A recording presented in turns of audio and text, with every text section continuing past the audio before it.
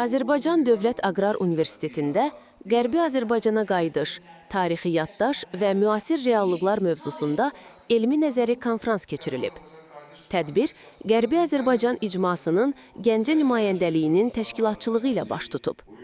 Əvvəlcə, torpaqlarımızın bütövlüyü uğrunda canından keçən şəhidlərin xatirəsi bir dəqiqəlik sükutla yad edilib, dövlət himni səsləndirilib.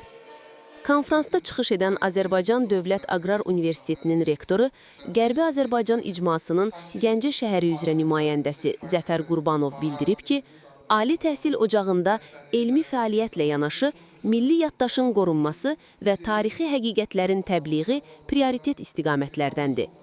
Qeyd olunub ki, bu cür tədbirlər gənc nəslin vətənpərvərlik ruhunda formalaşmasına mühüm töhfə verir.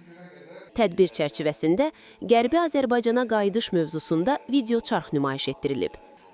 Daha sonra Yeni Azərbaycan Partiyasının Gəncə şəhər təşkilatının sədri Bayram Aslanov, eləcə də Azərbaycan Milli Elmlər Akademiyasının Gəncə bölməsinin və Gəncə Dövlət Universitetinin nümayəndələri çıxış edərək Qərbi Azərbaycanın tarixi-coğrafi irsi, deportasiya faktları və mövzunun elmi-hüquqi aspektləri barədə fikirlərini bölüşüblər.